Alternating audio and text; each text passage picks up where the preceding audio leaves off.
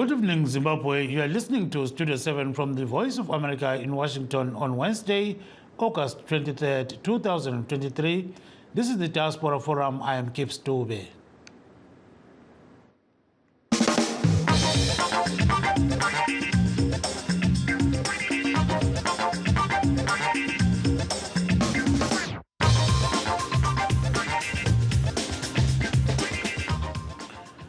Tonight, we are talking about Zimbabwe's general elections, which have been described by locals and critics as chaotic as some polling stations had no cancelled ballot papers for several hours. Namhla sixoxa ngokhetho olwenziwa eZimbabwe okuthiwa ke awuqhutshwa ngemfanelo. Kulo muntu okuthiwa ubhubhe ezama ukuvota kulandela ukuhlala kwakhe endaweni yokuvota okwesikhathi eside. Thousands of Zimbabweans are still stranded at polling stations in Harare, Bulawayo and other cities, where the Zimbabwe Electoral Commission confirmed that it had serious problems in delivering them to various polling stations. Zimbabweans are fuming over the delays, claiming that the Zimbabwe Electoral Commission is being remote controlled by the government to subvert the will of the people in urban areas. Polling stations have closed in places where voting started at 7 a.m. Some results will be known by midnight, while the voting process has been extended in most polling stations in Harare, Bulawayo and Kweru. The Zimbabwe Electoral Commission blamed delays in delivering cancelled ballot papers on what it calls logistical problems. Columbus Mavunga files this report from the capital Harare, where both main presidential candidates are hopeful of victory.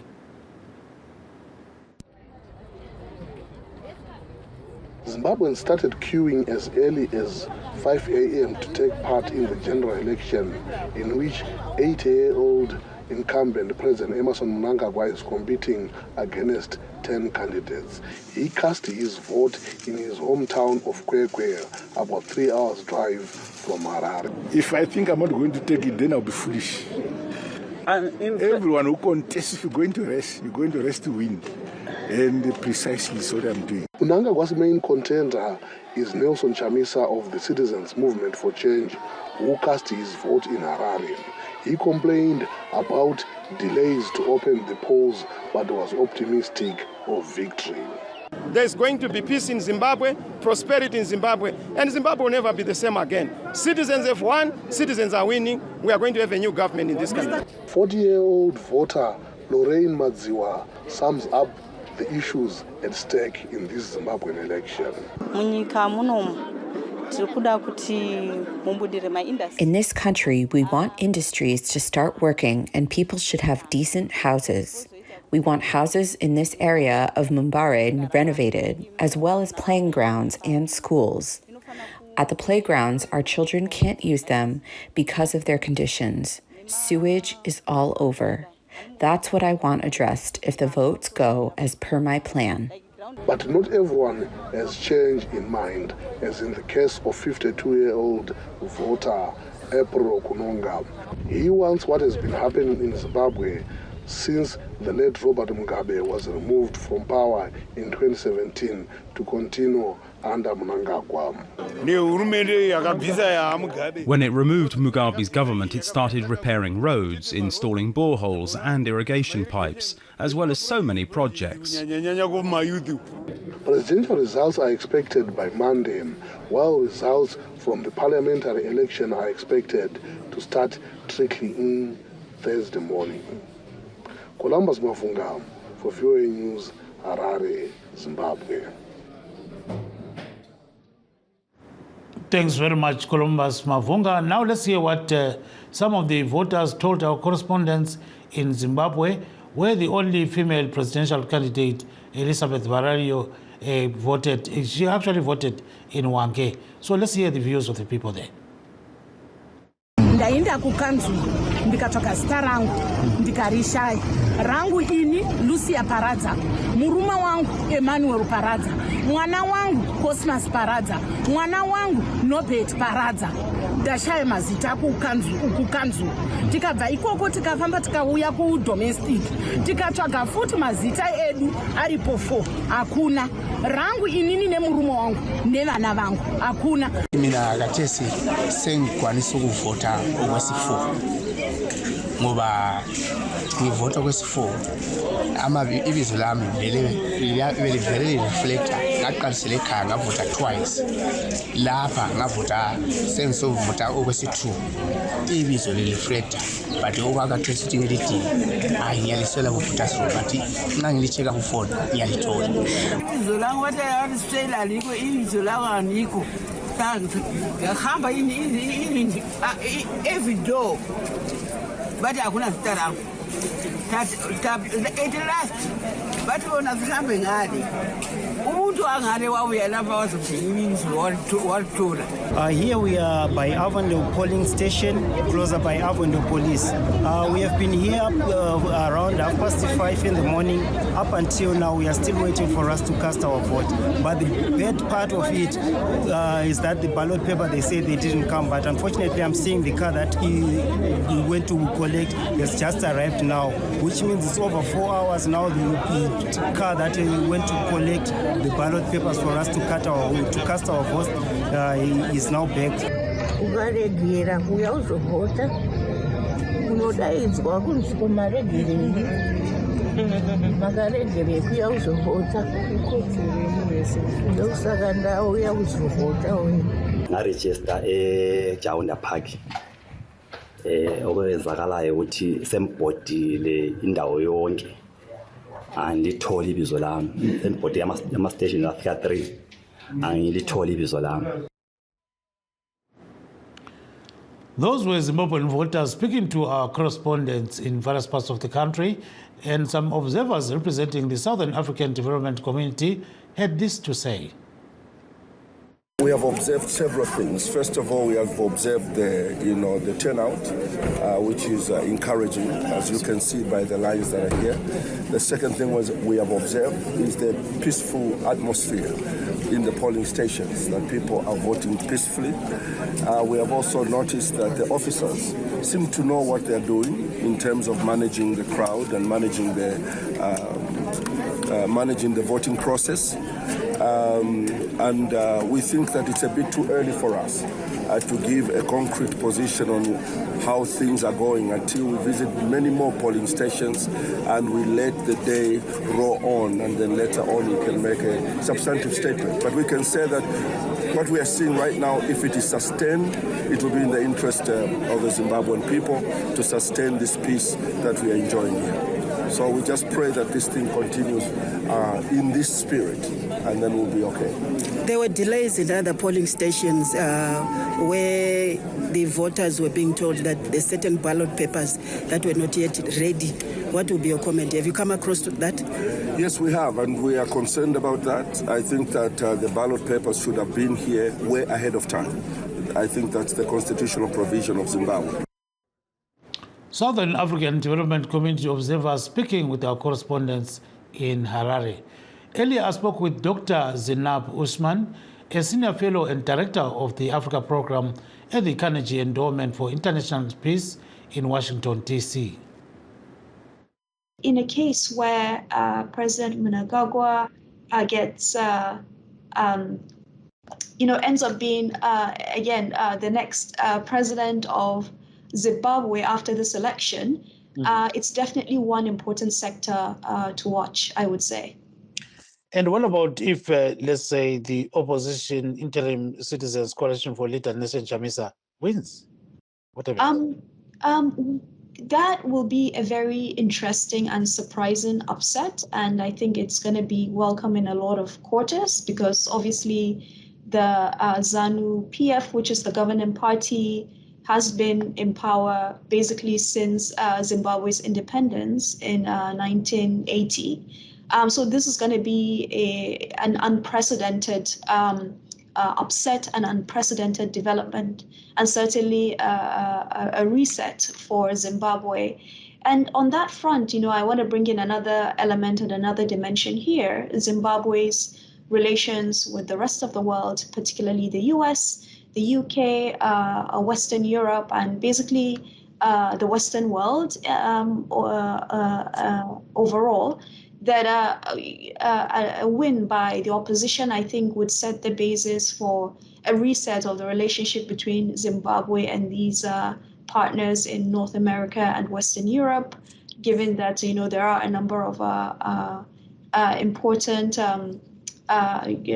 economic restrictions placed on the country as a result of a number of political challenges that the country has experienced for the past 2 decades.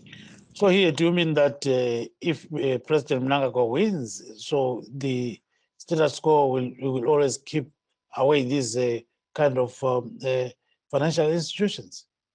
Well, in the short term, it does seem that if he wins, we could expect a continuation of the status quo. It's also possible that in the medium to long term, there could be a basis for rethinking certain aspects of that relationship between Zimbabwe and, of course, international financial institutions, but also countries like the United States, the United Kingdom, and others. That was Dr. Zainab Usman, a senior fellow and director of the Africa program at the Carnegie Endowment for International Peace in Washington, D.C. Joining us to discuss some of these issues on Skype, we have a former U.S. ambassador to Zimbabwe, Charles Ray. We will also be joined by a geopolitical analyst, Phil Matebi, and another guest shortly. Good evening, Ambassador Ray. Good evening. How are you? Oh, very well. Welcome to the show. Thank you. Zimbabwe is holding harmonized elections today. What's your take on this? Well, I think it's a bit early to make a judgment. I noticed that the SADC observers said that things seem to be going peacefully, and that's always a good thing.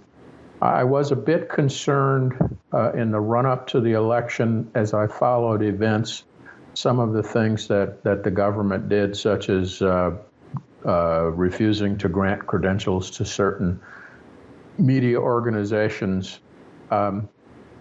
which, they have every right to do, but it just sends a bad signal as to the transparency and openness of the process.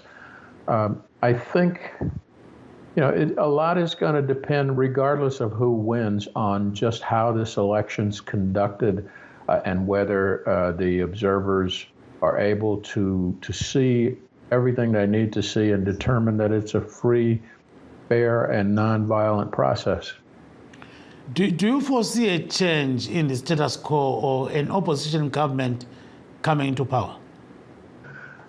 I think that if I echo what the young lady from the Carnegie Institution said. I think that if the opposition should win, there would certainly, I think, be every reason for a rethink or a reset of U.S.-Zimbabwe relations.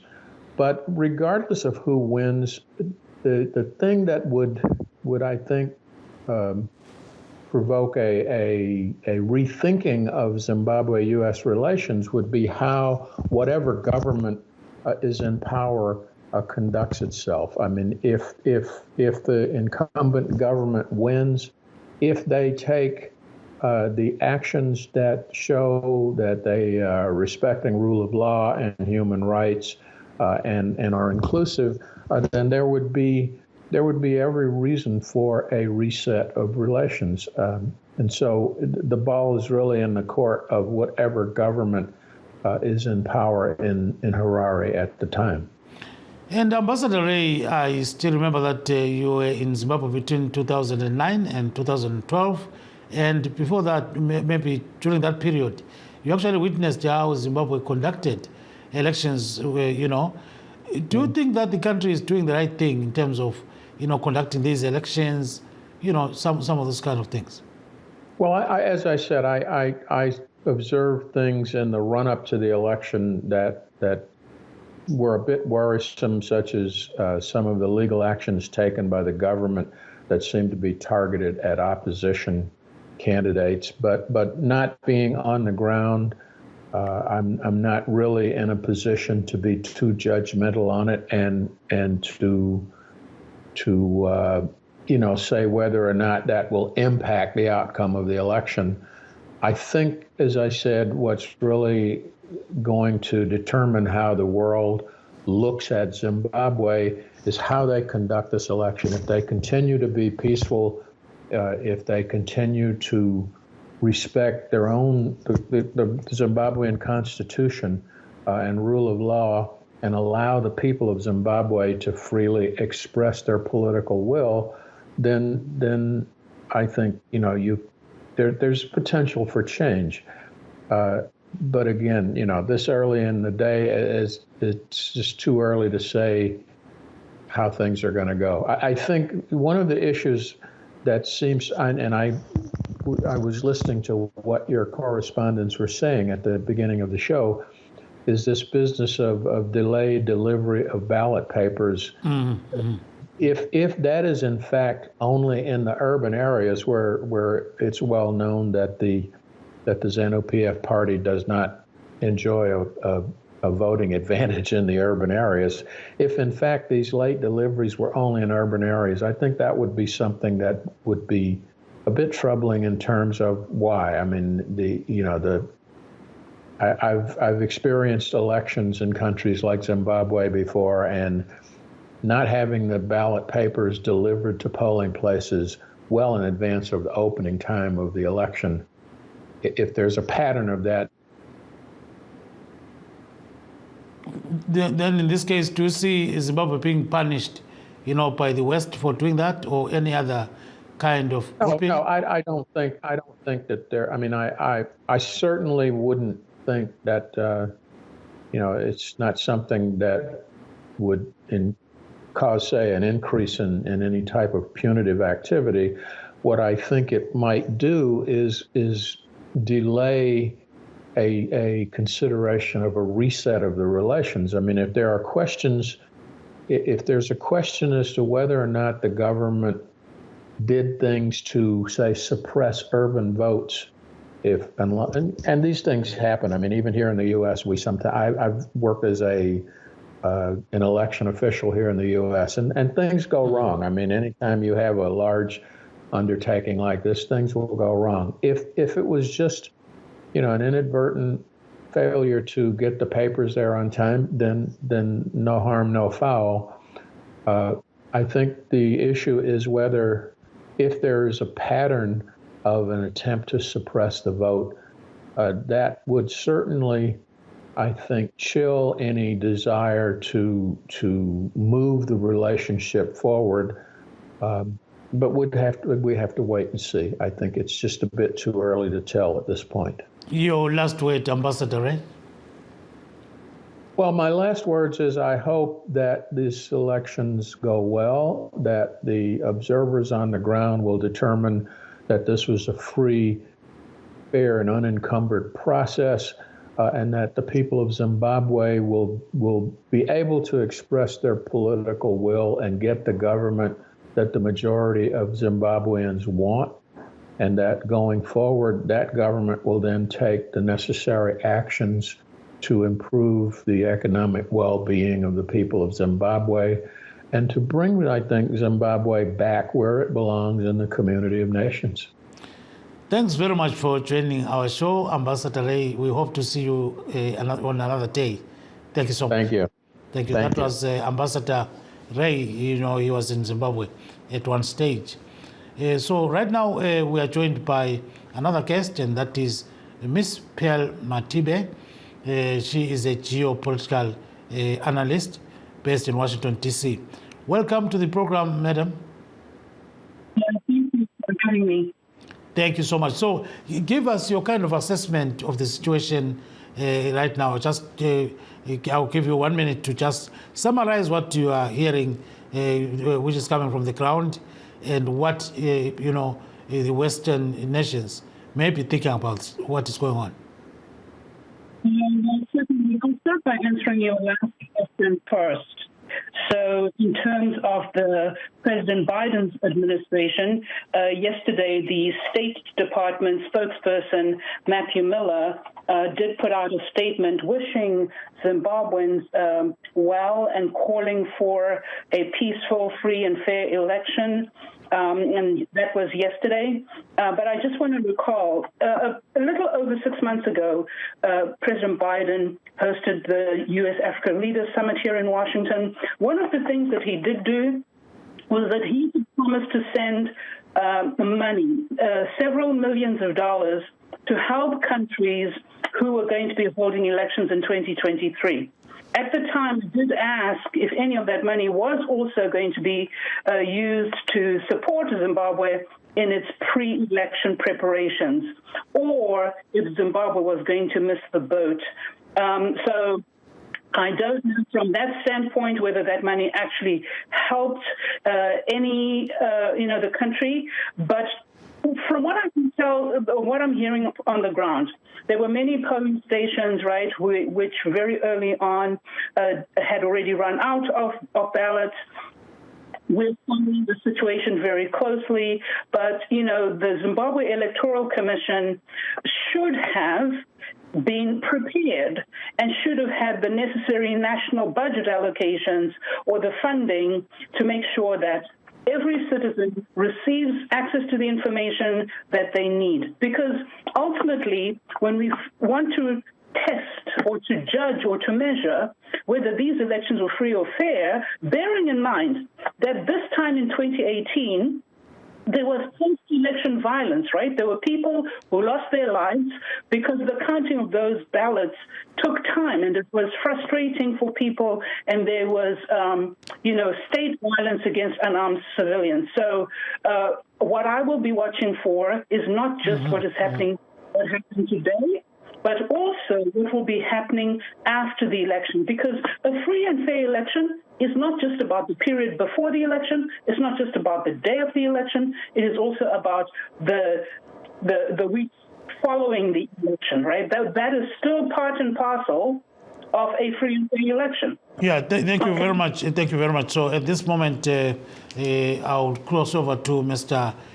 Frank Cooney, who is a ZANU-PF activist based in Washington, D.C. Welcome to the program, sir. Thank you for inviting me. Thank you very much. So now you have heard what is happening in Zimbabwe. What's your take on the elections? We think in general, the elections are happening peacefully. There hasn't been any form of violence at the election polling centers themselves. We do regret that in some places, the delivery of voting materials was delayed, but we hope and trust that all people willing to cast their vote and exercise their right will be afforded the opportunity to do so. At ZANU-PF, we are confident of victory. As a matter of fact, this exercise of election is a formality. For us, we have won the election already. We will do whatever is necessary to win this election resoundingly. What we are waiting for is the margin by which we are going to beat all oppositions put together. Yeah, but when we look at what is going on, Mr. Cooney, it seems as if this has never happened in a case where you are told that there are no council ballot papers, missing almost the whole day. Then people have to vote between 3:30 p.m. up to 2:30 a.m. This is unprecedented, Mr. Cooney. So how then do you think you can win a free, fair, and credible election in such a scenario? Some people are saying we are rigging already, No, it's very simple. If no one is voting at a particular voting center, then no one is going to get voted at that center anyway.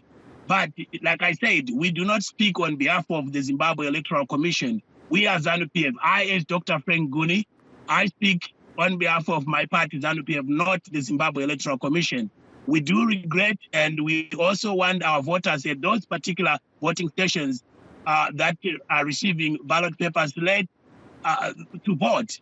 But if no one votes, then there's no one being disadvantaged, because no one is going to cast a vote. Or if, let's say, people only cast a vote for the next 2 hours, then that whoever they choose whatever the outcome, it's not ZANU-PF rigging. We are not the ones who are running the elections. The elections are being run by an independent body. And as ZANU-PF, like I said, we are confident of victory. We're just worried about the margin.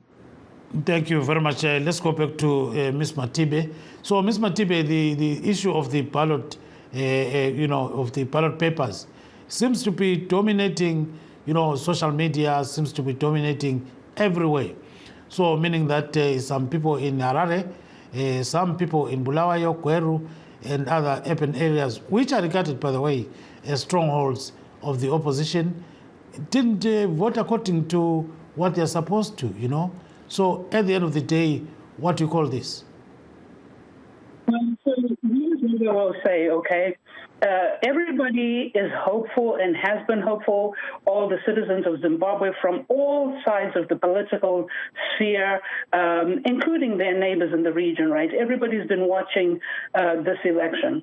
And this issue, this idea, this notion of what constitutes a free, fair, and credible election is, if you remember, right now we are 43 years away from 1980. The issue of a free and fair election is the question: did each person who qualified, was eligible to vote, did we get one person, one vote?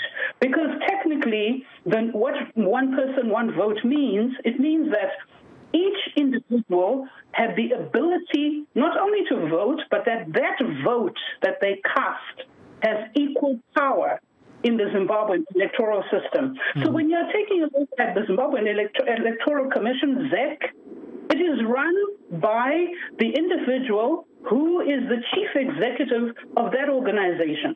And so as the chief executive of that organization, if your organization is not running professionally, is not properly funded, if every citizen across the country did not receive the access to the information that they should have had, the materials for the election were not available or they ran out, then it's not a question of somebody's legal credentials. It's about efficiency and management and leadership, and that seems lacking at the top, at the helm, at the ZEC.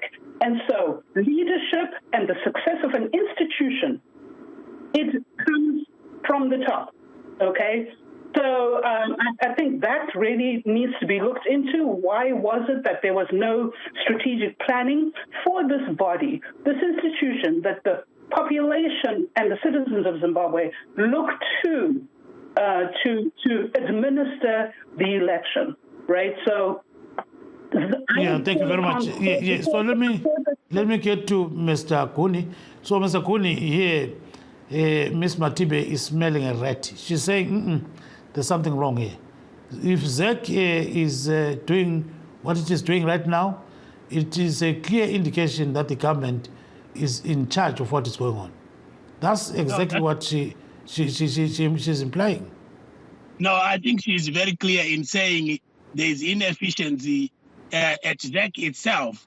With regard to the budget, ZEC was given enough money to run these elections, and by their own admission, ZEC announced the exact number of ballot papers they had printed. It's well over 7 million, a million over the number of registered voters. So there is adequate material, there is adequate funding.